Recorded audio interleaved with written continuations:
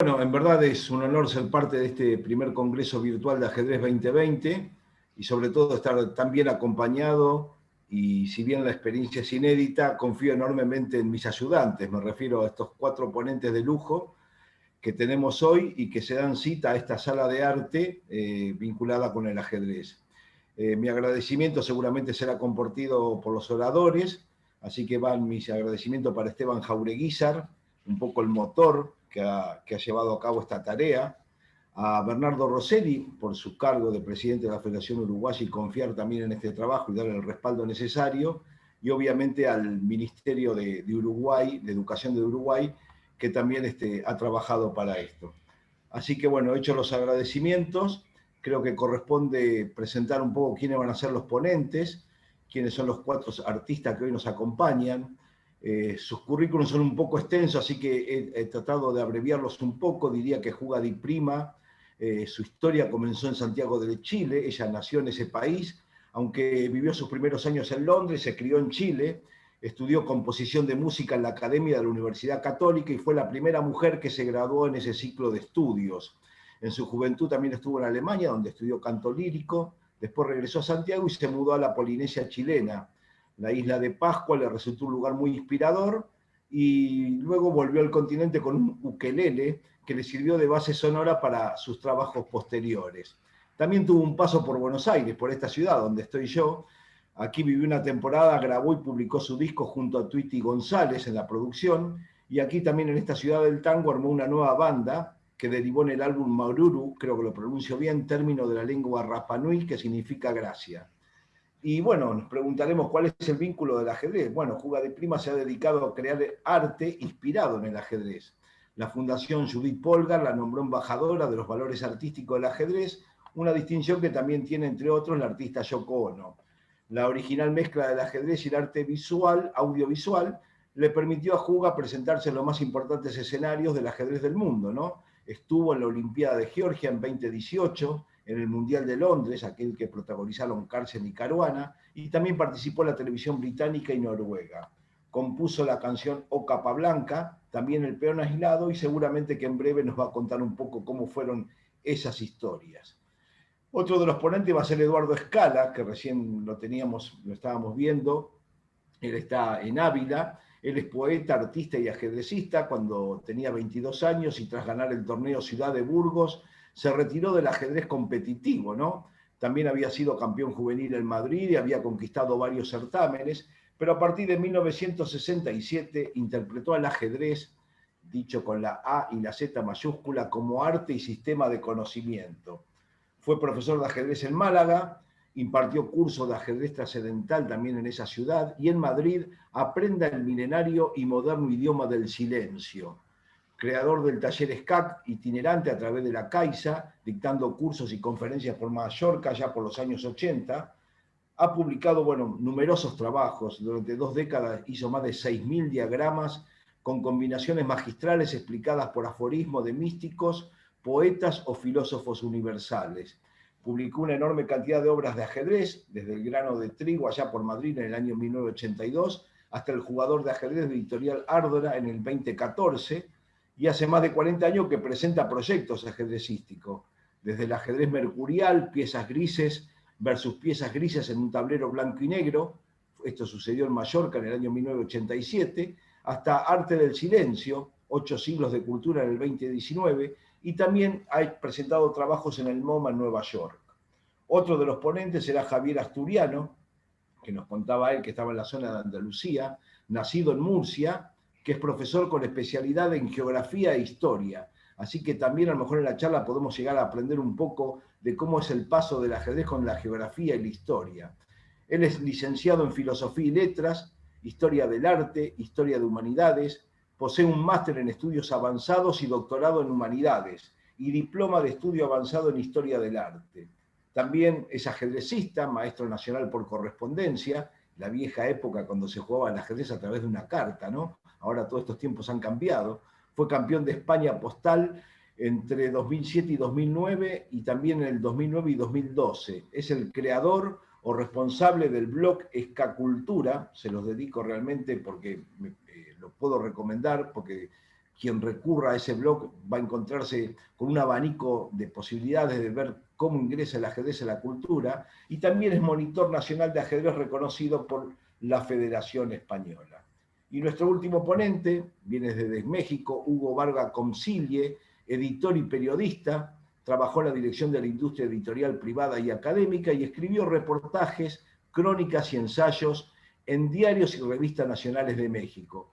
Colaboró en obras colectivas, México ante la crisis, Periodismo escrito y la realidad alterada. Es autor de La imprenta y la batalla por las ideas, Piratas en el Caribe, La derecha mexicana, Historias y desafíos, y en lo que nos vincula con nosotros, el fianchetto, ¿no? El ajedrez como una de las bellas artes, de editorial Trama. Esto fue publicado en el año 2016. Actualmente, Hugo es director de la Dirección General de Publicaciones de la Universidad Autónoma de Puebla. Así que bueno, hechas las presentaciones de quiénes serán los ponentes en esta sala, se darán cuenta que reúne a 4 artistas, una cantante, un poeta, un historiador y un escritor, y creo que se han ensayado muchas definiciones sobre lo que es el ajedrez, y es tan amplio ese abanico porque todo dependerá con lo que uno pretende de este juego. Así que me gustaría preguntarles, y que bueno, quizás la que deba arrancar debe ser la dama, le vamos a dar las piezas blancas a Juga de Prima, para que nos diga qué visión tienen ustedes como artista sobre este misterioso y milenario juego. A ver, Juga.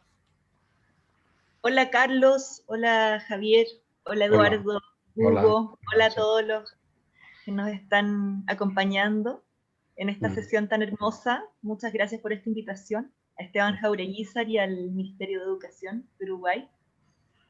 Y bueno, estoy muy contenta de poder compartir un poco mi visión artística del ajedrez. Para mí el ajedrez es, como bien dices tú, Carlos, es un misterio de la humanidad, así como son las pirámides o esas cosas que nos parecen un poco inexplicables que hayan inventado o que hayan creado los humanos. Sí. Me parece que la esencia del misterio del ajedrez es algo que me parece muy atractivo a mí y a muchos otros artistas y a muchas otras personas en el mundo. Pero lo que veo entre el ajedrez y el arte es que el ajedrez, igual que la música, es un lenguaje abstracto. Es un lenguaje universal y es abstracto. Y bueno, el ajedrez, claro que es ciencia, es deporte y es arte para mí, porque aparte de la belleza que uno pueda encontrar y el simbolismo que pueda ver en el ajedrez, reflejándose la vida en el ajedrez, ¿no? El ajedrez como un espejo de la vida, uno se puede sentir identificado o puede reflejar sus emociones, reflejar sus vivencias, reflejar tantos símbolos, tantos estereotipos, tantos íconos, tantos arquetipos, por decirlo. En el ajedrez mismo, creo que el ajedrez desarrolla la parte creativa en uno, en cualquier persona que lo juegue, no importa el nivel. Entre más lo juegues, por supuesto, más lo podrás desarrollar, pero no importa el nivel realmente. Creo que el ajedrez te obliga a estar en un estado artístico de creación, de creatividad, porque cada vez que tú estás haciendo un plan, ese plan está sujeto a la movida, a la jugada de tu oponente, y ese plan se tiene que estar constantemente modificando y adaptando. Entonces, ese estado de creatividad lo necesitas para poder realmente hacer que tu plan tenga sentido, porque en el momento que tú te pones a hacer un plan que no tiene que ver con lo que está sucediendo en el tablero, con ¿cómo se dice? Ir y venir de ideas, ¿no? Este encuentro de ideas, ahí el plan queda obsoleto, la partida queda obsoleta. Entonces creo que el estado de creatividad es algo que el ajedrez incita. A ver, y déjame escucharlo a Hugo. ¿Y para vos, Hugo, qué es? Me gustó muchísimo una frase que acaba de decir, que acabo de escuchar con Juga, esto de que el ajedrez te lleva a un estado artístico, tienes que entrar en armonía con el espíritu del juego, ¿no? Sí. Y por supuesto, para mí el ajedrez es ante todo, un juego. Sí. Yo no soy un jugador federado, nunca he participado en un torneo oficial, soy un vago de café, siempre lo he sido toda mi vida, me he dedicado a eso, solamente a jugar. En la capital del DF hay una librería, hubo una librería muy famosa que se llamaba Gandhi, y ahí había una cafetería donde, por fortuna, el dueño de esa librería era muy aficionado al ajedrez y permitía que en esas mesas hubiera, ¿no? Y ahí retomé mi afición por el ajedrez. Pero yo me he dedicado más bien a esto, bueno, disfrutarlo como un juego, Sí, a intuir esto que dice Juga del estado artístico al que te lleva o te puede llevar el sí, juego, ¿no? Pero también me ha interesado mucho, tal vez como Eduardo, no al nivel poético y tan literario que él logra muy bien, pero sí indagar qué ha pasado con los artistas a los que les ha gustado el ajedrez, ¿no? Bueno, no solamente artistas, políticos, y científicos, qué sé yo. Y así, bueno, por ejemplo, por eso conocí la obra de Scala, porque él tiene una magnífica entrevista con John Cage, el gran músico norteamericano, pero también averigué la vida de, no sé, de Duchamp, que todo el mundo sí, sabemos que le dedicó muchos años al ajedrez. Eh, eh, bueno, al actor Humphrey Bogart, era un gran aficionado. Eh, a políticos como Lenin, Marx, el Che Guevara, etcétera, ¿no? Y por supuesto las efemérides que todos conocemos. Eh, el ajedrez se ha transformado, yo creo, en los últimos años, para bien y para mal, con el advenimiento de las computadoras, ¿no? sí, Eso tal vez para nosotros que somos espectadores de los grandes sí, torneos, pues ha modificado un poco, ¿no? Lo ha hecho tal vez más frío. bueno, Hay mucha mayor preparación entre los grandes estrellas, hay sí, menos sorpresas, sí. pero por eso insisto en que debemos retomar el espíritu juguetón del ajedrez, ¿no? Y Está con bien, ahí eso, te entiendo la parte lúdica que no la debemos olvidar, pero era exacto, un poco para hacerlo más conciso. ¿Queda algo que quieras agregar, Eduardo o Javier, sobre esta pregunta? adelante. Eduardo, Hola, eh, Hola. ¿qué tal, queridos? Bien, varias precisiones. Hugo, no fue una entrevista, yo jugué una partida con John Cage, que fue un rito del infinito. Sí, así lo dices, pero lo presentas como una entrevista, ¿no? No, nunca he hecho una entrevista. Lo que sí he hecho con grandes maestros, campeones del mundo, algunos, son diálogos. claro, Es más, que yo a veces hablo más el Sí, propio encontrado, el gran maestro, le sorprendía. El caso de Botvinnik, el caso de Anand, en fin, porque yo tengo una idea clara de lo que es el ajedrez a través de mis 60 años de sí, amor, sí, de pasión con el ajedrez. Bueno, entonces sí, el ajedrez es un juego, pero habría que decir qué es un juego. Y claro, ya el Homo Ludens de Huizinga exacto, nos nombró que el juego era lo más importante y trascendente que tiene el hombre, ¿no? exacto. También quería decir algo que es muy simple, pero a veces se olvida. De los primeros libros que se escriben, vamos, que se imprimen, el caso de Repetición de Amores y Arte de Ajedrez de Lucena, Repetición de Amores y Arte de Ajedrez. Sí, Hablamos de 1497. sí, Nos encontramos luego con Ruy López, que vuelve a nombrarlo arte del juego de ajedrez libre de la invención liberal.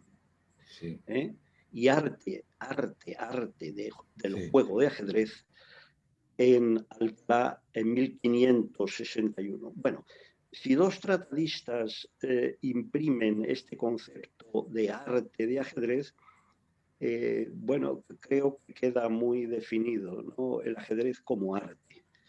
Luego Perfecto, Eduardo. Vamos a ser más concisos con las respuestas porque si no nos vamos a quedar sin tiempo y tenemos varias preguntas y muchos para hablar. Javier, ¿algo que quieras redondear sobre esta idea que dieron hasta ahora los tres ponentes? O si no, podemos pasar a la otra.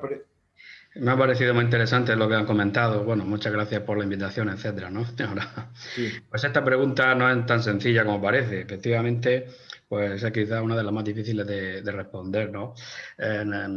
Si es artes, desde luego, pero juego, ciencia, deporte, ¿no? A mí me gusta mucho la definición que hizo que aparecía en la enciclopedia soviética, la antigua enciclopedia soviética del ajedrez, que decía: el ajedrez es un arte que se manifiesta en forma de juego. Esa definición me parece preciosa. Perfecto. Y para mí, pues quizás ya de forma más particular, pues yo lo considero como una herramienta para la creatividad. Muy bien. Y yo le pregunto ahora a los cuatro, ¿por qué creen que el ajedrez se vuelve atractivo para la rama de la expresión artística? Antes de que contesten, déjame agregar solo una frase de Siegbert Tarrasch, que yo creo que resume también muy bien este espíritu, ¿no? Que el ajedrez, como el amor y como el arte, hace felices a quien lo practica, ¿no?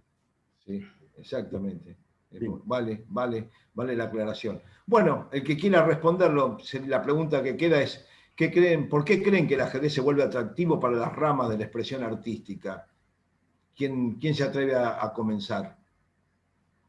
Cuando le preguntaron eso a Kubrick, Stanley Kubrick, dijo que le preguntaron eso: oiga, ¿a usted le sirve el ajedrez para planear sus películas, para sus guiones? Sí. No. Para lo que me sirve el ajedrez es para rodar una película y no entusiasmarme si algo parece que está muy bien. El ajedrez no es un estate quieto, piénsalo de nuevo, revisa todo otra vez, no te entusiasmes demasiado, no te vayas a equivocar. Ajá, muy bien. ¿Algo que quieras agregar, Eduardo? Sí, esto, bueno, todo puede ser un coloquio infinito. Kubrick, gran ajedrecista, y es muy curioso porque el ajedrez es cinético. O sea, en el 81 publiqué películas de ajedrez en papel porque cada jugada es un fotograma. Ajá. Eran películas mudas, ¿no? De tal forma que era una tira gigantesca de partidas magistrales, entendiendo que cada movimiento es un fotograma. Ajá. Quiero decir que el ajedrez también es cinético. Ajá. Es cine. Muy bueno. Qué bonito. ¿Te gustó, Juga? Sí, me gustó la idea.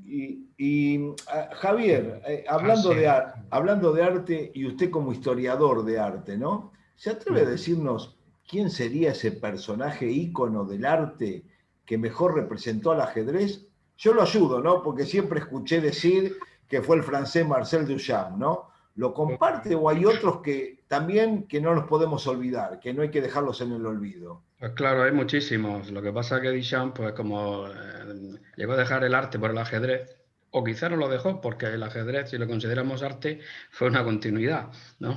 otro arte. Pero he conocido que Duchamp dejó la producción artística para dedicarse en cuerpo y alma al ajedrez, jugando en el equipo olímpico de Francia con nada menos que Alexander Aliegin. Sí.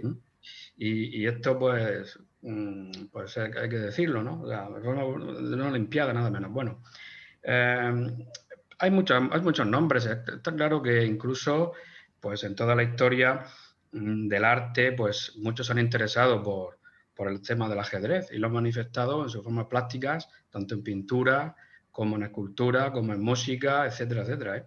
Entonces, pues este sería un gran icono, pero, por ejemplo, bueno, pues no olvidemos tampoco a las artistas, ¿eh? Esta mujer, por ejemplo, Sofonisba Anguissola o Anguissola, del siglo XVI, XVII, que pinta cuadros de ajedrez ya, y otras muchas, ¿eh? Dorotea Tani, etc. En fin. ¿Me repite el nombre que no lo escuché bien? Sofonisba Anguissola o Anguisciola.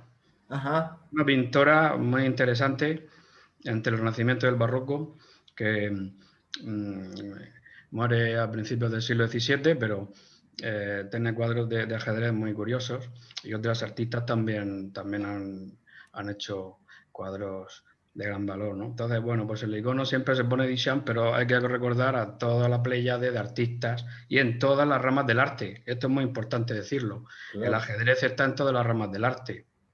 Claro. No solamente la pintura, no, en todas. Música, claro. Danza, ballet, etcétera, etcétera. Cine, por supuesto. Uh-huh. No lo interrumpí antes cuando hablaba de Duchamp y ese fanatismo por el ajedrez. Sí. Allá por 1917, 1918, él estuvo en Buenos Aires y él iba a jugar todas las tardes al Club Argentino de Ajedrez, la misma casa que 10 años más tarde recibiría aquel famoso mundial entre Capablanca y Alekhine. Y se dice que había llegado acompañado por su novia, y que la chica se cansó un poco de tanto ajedrez que practicaba Duchamp y que no tomaba tiempo para la diversión, y que lo dejó solo, que la chica se volvió a París y él se quedó acá en Buenos Aires un año más jugando al ajedrez. Así. Hay una anécdota que cuenta Octavio Paz acerca de... Tiene un libro sobre Duchamp, La esencia transparente o algo así, y relata esa instancia de Duchamp en Buenos Aires, y que Duchamp le escribió quejándose de que no encontraba con quién tener una charla más allá del ajedrez, ¿no? Sí, sí.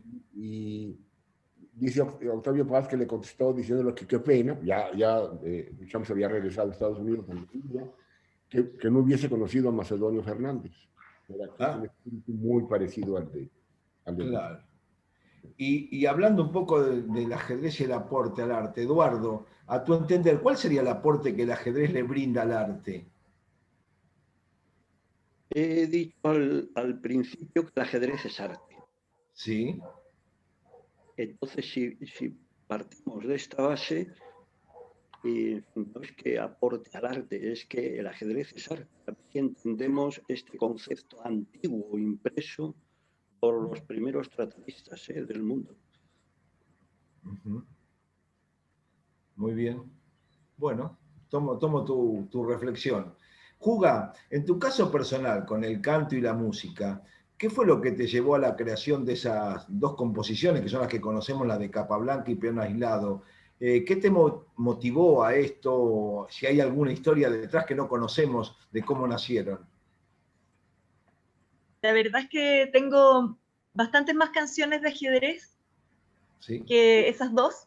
De esas dos quiero referirme hoy más adelante, porque creo que lo que nos convoca es el ajedrez y la educación. Entonces creo que en esas canciones hay elementos educativos, pero tengo otras canciones como Tactical, que está inspirada en Mikhail Tal y que habla del sacrificio y de las luchas internas.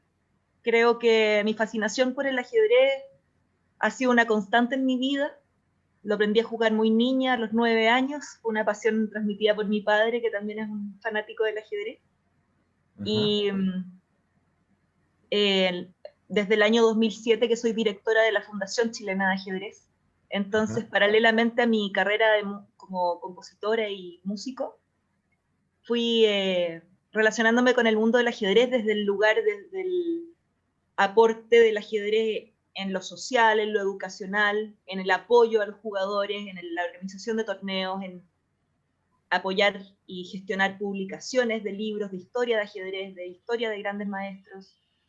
El primer maestro internacional de ajedrez que tuvo Chile es el maestro internacional René Letelier Martner, que también fue parte de la época dorada del ajedrez. Estuvo en las Olimpiadas de Dubrovnik, tiene muchas historias con partidas con Fischer. De hecho, hay una partida en las 60 partidas memorables de Fischer, que es una partida que le ganó a René Letelier. Y siempre contaba unas historias muy lindas con cómo jugaba ping-pong, tenis de mesa con Alekhine, y todas esas historias en barcos y todo el cuento. Y yo tuve la oportunidad de conocerlo muy joven. Creo que él fue una persona clave en mi en mi entendimiento del ajedrez en su magia, en su poesía, porque participé de las entrevistas que hicimos para hacer el libro. De la primera obra de la Fundación Chilena de Ajedrez fue publicar el libro de la historia de la biografía del maestro René Letelier, antes de que, o sea, durante su vida, digamos, porque ya estaba, cuando nosotros lo conocimos y lo buscamos, estaba muy mal de salud y estaba al borde de los 90 años. Y fue muy bonito poder trabajar junto a él su biografía, y él la vio publicada. Invitamos a Anatoly Karpov para la publicación y el lanzamiento de la fundación, y fue realmente un momento muy inspirador, muy mágico, de esos momentos que quedan sempiternos en el corazón de uno. Y durante toda mi carrera artística, mientras yo publicaba mis discos y hacía mis exploraciones artísticas, siempre tuve la inquietud de poder realmente fusionar mi arte o lo que yo podía entregar artísticamente a través del ajedrez, hasta que llegó el punto en que lo pude hacer, y hace 3 años me puse a escribir canciones de ajedrez, porque creo que el ajedrez es una fuente infinita de inspiración. Cada partida, cada posición bella, cada emoción que uno tiene, las emociones que hay dentro, las bellas, las excitantes, las de alegría, y también las emociones difíciles de admitir. Creo que hay una cosa, un factor de autoconocimiento muy fuerte en el ajedrez. Y el autoconocimiento y la autoexploración creo que siempre va a ser una fuente de inspiración para un artista. Sobre todo con las derrotas. Por las derrotas. ¿No? Y acá en la Argentina guardamos un gran cariño y un gran recuerdo de René Letelier. Él ha participado en muchos torneos. Los Naxdorf, en los memoriales Naxdorf participó muchísimo. Y sobre todo en los magistrales de la ciudad de Mar del Plata, que es una de las competencias que aún se mantienen en el calendario. Creo que, si no estoy equivocado en este momento, que René Letelier participó en la primera, que se llevó a cabo allá por 1935. Así que fíjate el recuerdo y el cariño que tenemos de Qué bonito, de él, ¿no? me alegra Sí. mucho saberlo. Bueno, hemos estado hablando de música, de arte, literatura. A ver, quisiera preguntarle a Hugo, ¿no? Quisiera conocer un poco, como periodista, escritor, ¿qué lo impulsó a escribir El Fianchetto? ¿Había alguna asignatura pendiente por la que llegó? ¿Tiene en mente alguna otra ahora que para realizar también? Mira, yo trabajé aquí mismo en la Universidad Autónoma de Puebla hace 30 años o más, en el mismo puesto. Y en aquella época, mi jefe, un gran amigo, me propuso que hiciéramos una revista de ajedrez. Yo ya era muy aficionado al ajedrez, también mi jefe, y nos dimos a la tarea. Era una revista que salía cada 3 meses, se llamaba Gambito, Revista Mexicana de Ajedrez. Le fue bien, tuvo muy pocos números por razones burocráticas y administrativas de la universidad. Y luego escribía una columna semanal en un diario acá del Distrito Federal, en el Nacional. Se llamaba exactamente igual que tu programa de radio, Sobre el Tablero. Ah, no, tú dices frente al tablero, ¿verdad? Frente al tablero. Y el mío era Sobre el Tablero. Y escribí, no sé, 5 años. Y pues escribía de todo. Notas informativas, reseñas de los campeonatos, qué sé yo. Pero también escribía estas cosas que luego reuní en Fianchetto, que son historias, pues, el arte, los artistas, los políticos. Hay un apartado sobre el advenimiento de las computadoras, desde Turing hasta lo último, ¿no? Entonces, al ver que tenía todo ese material escrito, reunido, pues deseché lo que era muy coyuntural y reuní en 3, 4 temas grandes los textos que me parecieron más interesantes. Y le fue bien al libro. Primero lo publicaron acá en México y luego en España. Y sí, he seguido escribiendo muy poco, pero sí, tengo un ensayo prácticamente inédito sobre Vladimir Nabokov. Que, bueno, todos sabemos que era un jugador fuerte, muy aficionado, escribió muchas cosas, hizo problemas. Es verdad, una personalidad que a muchos no les satisface, no les simpatiza, pero era un gran aficionado al ajedrez. La defensa es yo diría que es un clásico, ¿no? Sí, novela y película, sí.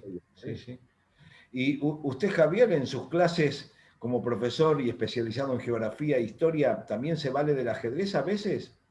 A veces, para poner algún ejemplo, pero claro, es que eso, como he escuchado antes algunas ponencias muy interesantes en este congreso, pues había compañeros que decían que claro, es que primero tienen que saber los alumnos algo de ajedrez, si no estás hablando en abstracto, nadie lo entendería. Entonces, pues esa es un poco la dificultad, que no todo el mundo sabe ajedrez, entonces, claro, pues esa es la dificultad. Muy bien. El tema Eduardo, transversal es muy interesante, no cabe duda, como tema claro, transversal. exacto, eso justamente es por donde gira el ajedrez educativo, ¿no? Un método Claro, transversal de enseñanza para que el docente, utilizando el ajedrez, pueda hablar de ciencias. De esa manera, con un chico podemos hablar de matemática, de historia o de geografía. de ciencia de todo, ¿eh? De todo. Exacto, Cualquier asignatura es posible, en cualquier asignatura que cojamos, es posible introducir el ajedrez. claro. Incluso Y en sobre latín, ética, filosofía, historia del arte, cualquier cosa. Quizás sea más fácil en la historia del arte porque como hay obras específicas de ajedrez, pues entonces se pueden mostrar directamente. Y con el Como las de ajedrez, Max Ernst o las de Duchamp o cualquier de los miles que hay, claro. claro, con el ajedrez educativo, nosotros decimos que los chicos conviven, no compiten, fomentamos Claro. que es más importante el aprendizaje que la premiación. Y yo a veces tengo un eslogan que utilizo en mi programa de radio que digo a vos papá y a vos mamá, si el nene juega solamente al ajedrez, no va a aprobar el examen de matemáticas, pero si aprende matemáticas jugando al ajedrez, ese conocimiento y esa emoción quedará fijada para siempre. Eduardo, te quería preguntar, hablamos música, arte, literatura, pareciera, ¿no? Como que el ajedrez es infinito. ¿Y qué mejor que vos que nos digas si es realmente infinito el ajedrez? El ajedrez, bueno, como comentaba Javier ahora, conecta con todo. Y conecta con todo porque es el cuadrado mágico de Mercurio. O sea, es 8 por 8. No se sabe, es triste, no se sabe que el ajedrez no es un juego marcial, es un juego mercurial. Decir Mercurio, que es el puente, es el puente que conecta con todo eso, es el célebre gris, los grises, ¿no? Los 256 tonos de gris. Bueno, quiero decir con esto, el ajedrez en este sentido es infinito porque es el 8 por 8, 64, como el libro milenario de los cambios, el I Ching, el libro chino, ¿no? Es el mismo patrón. O sea, el ajedrez es el juego de los cambios, intercambios, pero no es un juego de guerra. Si entendemos esto, habría otro enfoque, nos acercaríamos de otra forma, porque al final el compañero de viaje no es el enemigo, no es el adversario agónico de una partida épica, marcial, en fin. Esto a ver si lo entendiéramos y entonces nos acercaríamos de esta forma al infinito, curiosamente también. Bueno, tal vez es bueno, este es un buen momento ahora para tratar de lanzar alguna anécdota. No sé cómo estará tu memoria, si nos ayudará Eduardo, pero no sé si podés recrear aquel momento, si no estoy mal informado. Le cuento a quienes están participando y nos están escuchando y nos siguen en este congreso virtual. Bueno, todo el mundo sabe aquellos sonetos escritos por Jorge Luis Borges, ¿no? Soneto 1 y soneto 2 del ajedrez, ¿no? El 1, el que arranca en su grave rincón los jugadores, rigen las lentas piezas, ¿no? Y el segundo, que sobre el final nos dice algo así como Dios mueve al jugador y la pieza, que Dios, detrás de Dios, la trama empieza, ¿no? De polvo y tiempo y sueño y agonía. ¿Es cierto que le preguntaste por esto a Botvinnik? Pues me atreví, sí, me atreví a preguntarle qué movía su mano en los momentos críticos. Yo siempre he hablado, al despedirme del ajedrez, descubrí el ajedrez como mística, como un campo de espiritualidad. Entonces fui a Moscú, me encerré con el asesor de Stalin, el gran Botvinnik, el gran maestro, el padre del ajedrez ruso, soviético, y me atreví a preguntarle esto como la conversación que mantuve con Averbach en torno a la mística sufí del ajedrez. Bien, el caso es que me contestó, Botvinnik me contestó, porque si el ajedrez es el juego de la verdad y al campeón del mundo de ajedrez le formulas una verdad, suceden cosas, suceden respuestas. Él, claro, habló del algoritmo. ¿Habló de? Del algoritmo, ¿no? Del juarismo, ¿no? Sí. Que lo resuelve todo. Porque en ese momento estaba trabajando con Claude Shannon, hay que decirlo, se retiró. Es muy interesante la vida de Botvinnik, que conocemos todos como gran campeón, pero hay una zona muy importante cuando se retira del ajedrez activo para dedicarse a la cibernética. Trabaja con Claude Shannon en el principio de las computadoras, el gobierno del mundo, como él decía, cuando el problema de los problemas, decía, cuando se resuelva este problema, el gran cerebro de ajedrez servirá para el tráfico aéreo, para todo lo que estamos viendo hoy día, la combinatoria gigantesca de los medicamentos. Bueno, se aplicará a infinitas disciplinas el ajedrez como modelo de la inteligencia, que eso es realmente. Y en ese sentido tiene aplicación para todo, absolutamente, dado que es Mercurio. Mira vos. Bueno, siguiendo un poco con las anécdotas, ¿no? Te voy a preguntar a vos, Juga di Prima, ¿es cierto que tenés tatuado en uno de tus tobillos a Philidor, el famoso compositor y ajedrecista francés del siglo XVIII? Es cierto, Philidor me acompaña Y en cada paso. muy bien, muy Pero bien. no es solamente Philidor, en realidad es un busto de Philidor, es su torso, ¿no? Su cara, Ajá, sí. pero el cuerpo es de un peón francés del siglo XVIII. Sí. Porque Philidor decía que los peones son el alma del ajedrez. Exactamente, qué frase esa, ¿no? Sí, qué hermoso, ¿no? Porque al final, para mí él es como, imagínate, pues, aparte de ser un compositor de ópera, claro, genial, el tipo estaba adelantadísimo en su entendimiento del ajedrez como un descubridor, ¿no? Como que descubrió toda la teoría del ajedrez, porque bueno, estaba ahí, ¿cierto? Las reglas del ajedrez no habían cambiado, pero él se dio cuenta de la importancia de la estructura de peones, o sea, todos los finales de ajedrez que hoy estudiamos, ¿no? El de torre, peón contra torre, el de torre contra dama, son todas la posición Philidor, la posición Philidor, la posición Philidor, claro, a la defensa Philidor, de todas.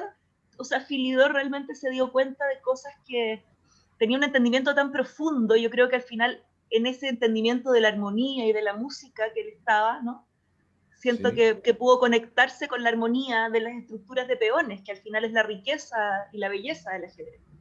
Bueno, yo veo que acá, aparte de lo que conocen ustedes de arte, también son buenos jugadores, pues hablan mucho de ajedrez, muy técnicos son, que conocen los movimientos, la formación de peones, muy, muy bien. Javier, ¿la figura de Philidor te dice algo? Hombre, claro, todo lo que ha dicho me ha parecido muy, muy, muy interesante y además recordemos que es el primero que habla, bueno, no es el primero, pero de los primeros que hablan en el mismo título de su obra, de análisis del juego del ajedrez es el título. Exacto. Yo tengo una facsímil en español, en edición española hay un facsímil que lo podemos adquirir fácilmente, podemos estudiar todo tal como se imprimió por primera vez. Sí, la traducción estuvo un argentino, Luis Palau. Realmente es interesante. Bueno, ese es uno, pero hay otra facsímil en España. En México también, de las primeras ediciones de Philidor. Ajá. Y para vos, Hugo, ¿qué te dice la palabra Philidor? Todo eso que dijo Juga lo dijo muy bien. Es difícil agregar algo. Bueno, su música se puede escuchar en YouTube, Te crean André Danicán y salen sus obras. Poca gente conoce, la mayoría de la gente se queda con que, sí, fue un gran compositor, pero su música está disponible, y vale la pena. Alguna de Tiene ellas. una ópera muy famosa, o sea, la más popular de esa época, porque era un género que se llamaba ópera cómica o ópera bufa. Sí. Y de hecho, afuera de la ópera Garnier de París está el busto de Philidor. Mira. Y curiosamente, cada compositor que está ahí representado tiene un escudo. Y el escudo de Philidor es como un tablero de ajedrez. Es muy bonito. Qué lindo. Sí. Y hay una ópera del que se llama Tom Jones, que Sí. fue la más popular, creo. Exactamente, exactamente. Y siempre se ha comentado, a veces ha quedado motivo de dudas. Yo a veces he tratado de buscarlo y por ahí Javier lo sabe más. Esa famosa partida que ganó en consulta en el Teatro de la Ópera en 1858. Dicen que, ¿cuál era la obra que estaba en escena? ¿Era la obra Pero Norman? Paul Bueno, Morphy. esto fue Paul Morphy. Sí, de Paul Morphy. ¿Estamos hablando de la obra de Norman? Antes se comentó, se habló de mucho de Carlos Torres y todo esto, Sí. que se había retirado, pero no se citó a Morphy, en otra Sí. que este fue uno de los grandes que se retiró bien. Pues se dice que era Barbero de Sevilla, pero... Sí, pues yo tengo por Norma, me refería, obviamente que era Paul Morphy, pero como en el Se habla teatro de de las dos. Yo he escuchado de las dos, no se sabe bien. O sea, yo he tratado también de investigar cuál era, pero no, Claro, porque no se sabe cuál fue de esas dos. justamente en el Era teatro de cuando la estaba ópera, Conde de Ushuaia y Duque de Brunswick, si no recuerdo mal. claro, porque en el Teatro de la Ópera de París está el busto justamente de Philidor, y allí, Paul Morphy, 100 años después, en 1858, jugó una partida, y la obra que se decía, muchos dicen que es Norma, pero también se han escrito mucho sobre el Barbero de Sevilla, yo creo que es Norma, pero no estaba tan seguro. Voy a tratar de pasar ahora un poco al cine, ¿no? Y le quería preguntar a Javier, ¿cómo se comportó el cine con el ajedrez? Usted tiene un blog, Escacultura, que ha escrito sobre ello. Ahora, si bien todo pasa por el furor de Netflix, parece que todo nació con la famosa La Reina del Gambito. Pero ¿cuándo hizo su debut el ajedrez? Si usted lo sabe, ¿no? En el cine. Y Chaplin también, Charles Chaplin también tuvo que ver con el ajedrez. Sí, porque vamos a ver, el tema del ajedrez en el cine es un tema enorme, ¿no? Sería extensísimo, porque hay más de 1000 películas, por lo menos catalogadas, y aparte series de televisión, etcétera, ¿no? Sí. La primera película parece que fue un corto de 1903, que es Chess Dispute, o sea, una disputa ajedrecística, pero claro, era muy breve. Pero bien, prácticamente desde que se inicia el cine existe relación con el ajedrez, ¿no? Prácticamente. Un ejemplo más de que está en todas las artes, pero vamos. Pero claro, los cineastas lo han utilizado mucho como motivo, Claro. Su efecto estético. Muchas veces con acierto, otras veces con menos acierto, por ejemplo, tableros invertidos, errores, pero incluso se pueden seguir partidas viendo películas, Algunas veces están muy bien hechas. Una de estas series últimas está muy bien porque está asesorada por los grandes maestros y entonces tiene mucho sentido. En otros casos no tanto, pero siempre se ha utilizado el ajedrez. Muchas veces como invitado y otras veces es el leitmotiv realmente de la película, el centro. Juga, yo sé que a vos te gustó mucho La Reina de Catwell, pero habrás visto también la serie de La Reina del Gambito. ¿Tenés Gambito algo de para...? Dama, Sí, Gambito de... ¿Qué idea tenés o qué nos podés contar? ¿Qué te pareció? Me pareció buenísima, la disfruté mucho. Aparte de que me encantó cuando la vi, ya estaba causando cierto revuelo, pero después se incrementó mucho en el mes que siguió a eso. Estoy muy contenta de que haya despertado tanto interés en el ajedrez, tanta gente tiene ganas de saber más, tiene ganas de jugar ajedrez, y que para gente que es ajena al ajedrez le haya parecido fascinante la historia y se hayan metido más en nuestro mundo, por decirlo. Fantástico. Ahora, hay ciertos aspectos bueno, como toda serie o como muchas de las películas, para hacer una historia un poco más masiva, al final la parte del proceso en cómo ella se convirtió, como Beth Harmon, la protagonista, se convierte en una jugadora tan fuerte, es bastante irrealista, digamos, ¿no? Como el proceso de estudio, de entrenamiento, de competencia, eso es bastante fantástico.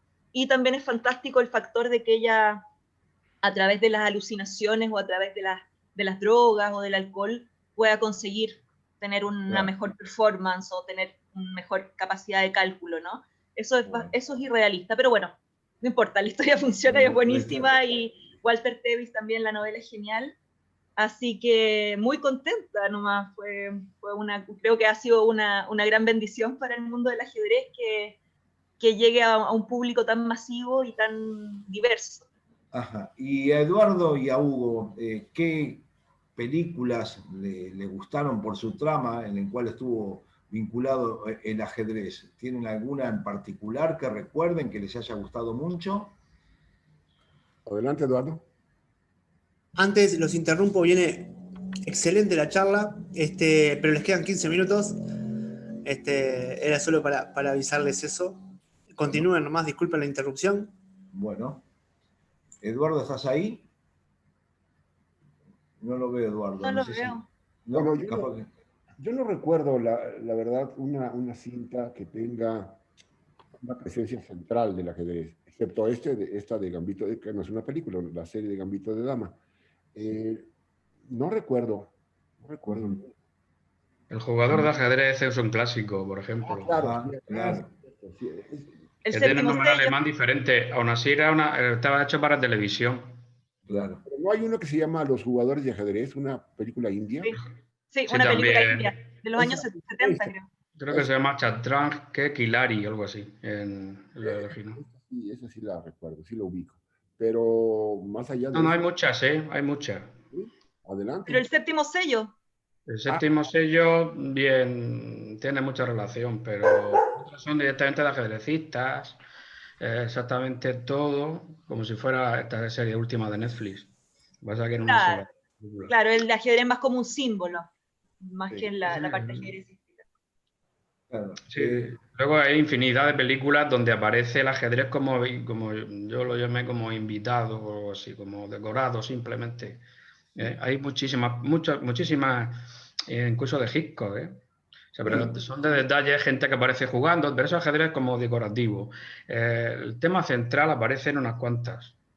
Sí, hay varias. Hugo, yo como sé que hablabas y comentabas y conoces muchísimo, ya has escrito sobre Nabokov, está también La Defensa. A mí no me gustó en lo personal. La Defensa es otra. No, la cinta es muy mala, es malísima.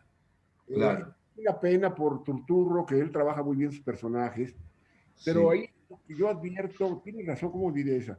Pero ahí advierto que no hubo asesoría de algún gran maestro o algún ajedrecista experto, porque nadie golpea el reloj como lo hace Turturro. Claro. No, sí, sí, hay gente, yo lo he visto. No sé. Yo he visto a grandes maestros hacer eso, como en la película, cuidado, que hay ajedrecistas de toda clase. Yo he visto esa escena en un Open de grandes maestros, porque hay ajedrecistas para todo. Claro. Entonces, y luego no está tan mal el desenlace, porque representa perfectamente una especie de problema. O sea, es totalmente, está muy bien construida esa escena ajedrecística. Otra cosa es que entremos en la calidad de la película. Pero esa escena a veces es un desastre porque están mal las piezas, las damas confundidas, la casilla blanca no está a la derecha. Eso pasa mucho en el cine. Exacto. Y antes que nos quedemos sin tiempo, Juga, ¿nos vas a contar un poquito las historias de esas de Capablanca y del peón aislado? ¿Cómo nacieron esas ideas? Sí, te puedo comentar algunas ideas porque tienen que ver con el tema que nos convoca de la educación.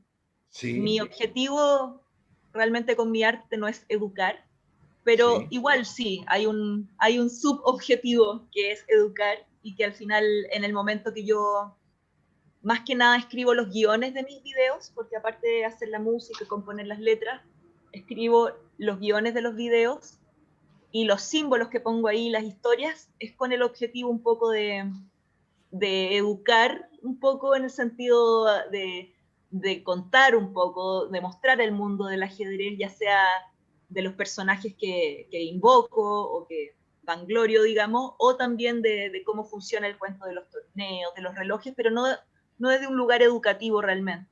Pero a lo que sí me voy a referir es a las enseñanzas que tienen algunas canciones, que en realidad no es porque sean educativas, sino que al final tienen una lección de vida, ¿no? Y eso es lo que al final me inspira a mí a escribirlas. Entonces, hay algo ahí de lo que yo he aprendido del ajedrez que está transmitido en las canciones. Y por ejemplo, en la canción O Capa Blanca, que en realidad no está escrita como una oda a Capa Blanca, sino que invocándolo a él, porque él decía que uno aprende más de las derrotas que de las victorias. Exacto. Entonces, en ese sentido, yo lo invoco para que me conforte en Claro. mi tragedia de que perdí una partida que pensaba que estaba ganando. Entonces, en ese desamparo del ajedrecista, ¿no? Llegué a mi pieza de hotel en Roma, estaba jugando un torneo en Roma, hace como 3 años atrás, y pensé que estaba ganando la partida, estaba jugando contra una Caro-Kann, una variante del cambio, y pensé que tenía una súper buena posición contra un oponente mucho más fuerte que yo. Sí. Y de un momento a otro, no sé qué pasó, la verdad, y me vi en una situación totalmente perdida. Entonces, al final, lo que yo trato en esta canción, la temática principal es el sobreoptimismo, ¿no? Que claro, cuando uno como que entra en una nebulosa de ver todo con unos ojos así como cuando uno se enamora, ¿no? Que al final es como una ceguera de ver al final realmente con objetividad lo que está sucediendo. Es un poco como lo que decía antes, tú decías de Kubrick, que lo que le aportaba el ajedrez a su cine es al final a no tomar nada por sentado, a no ser confiado, ¿no? A ser súper cauteloso. Claro, claro. Lo conecté con eso. Nació de una realidad. Jugaste un torneo, perdiste una partida y cuando fuiste al cuarto del hotel te inspiraste para escribir esta historia. Sí, y al final lo peor de todo es que uno llega y mete la partida al computador, a Stockfish, ¿no? A la máquina de evaluación que sea, ¿no? Claro. Y uno ve, bueno, ¿dónde me equivoqué? Y la computadora me decía, bueno, pero es que realmente tenías una leve ventaja, pero después no tenías nada. Claro. Y al final es como un horror, ¿no? No entiendo nada del ajedrez, o sea, toda la película que yo me pasé era mi película, ¿no? Como que eso es lo que pasa también en el ajedrez. Muchas veces en el ajedrez mal evaluamos nuestra posición. También tiene que ver con nuestra autoestima, tal vez, o nuestro ánimo, o con la percepción que tenemos del oponente. Muchas veces pensamos que tenemos una peor posición de la que tenemos realmente, y muchas veces también pensamos que tenemos una mejor posición de la que tenemos realmente. Y eso pasa en la vida. Entonces creo que el ajedrez te enseña a ser objetivo, ser optimista, pero objetivo, como dice Kubrick, ¿no? Como, ok, está muy buena la película, pero revisa bien todo, porque... Muy bien. Sí, muy bien. Creo que eso es importante. Estamos entrando en los últimos 5 minutos, si no veo mal mi reloj. Me gustaría preguntarle a Hugo, si nos podés decir más o menos, resumir un poco, ¿qué lugar ocupa para vos el ajedrez en la cultura mexicana? No, más allá de figuras emblemáticas como Carlos Torres Repeto, ¿qué lugar lo ves vos? ¿Cómo lo ves eso en tu país? México no ha tenido, no sé si buena suerte, no ha habido políticas públicas adecuadas, no tenemos ningún tipo de escuelas de ningún estado de la República, clases de ajedrez, así sean optativas en las primarias. La Fundación Kasparov se esforzó muchísimo en presentar, yo trabajé en ello, presentamos una iniciativa de ley para incorporar el ajedrez en las escuelas de tiempo completo, no se ha logrado. Marcel Cisniega, uno de nuestros mejores jugadores, se retiró y se dedicó al cine con bastante fortuna, murió prematuramente, y él era, bueno, fue nuestro, el segundo GM después de Carlos Torre. Gilberto Hernández, que ahora vive allá en Buenos Aires, le siguió, pero pues se fue para allá.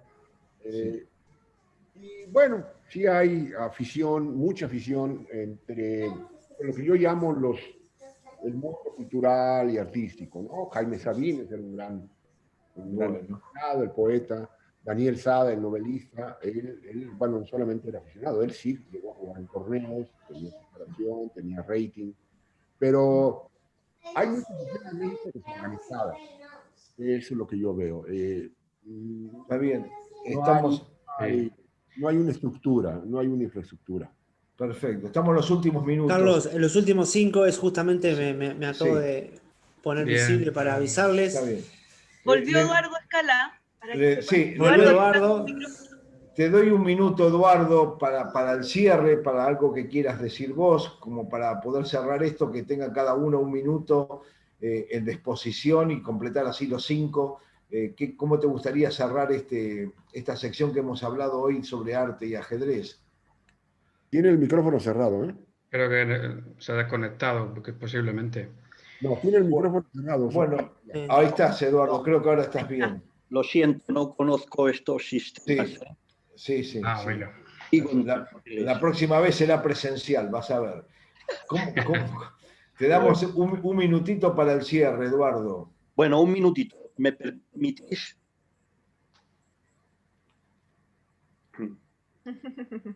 ¿Qué pasa?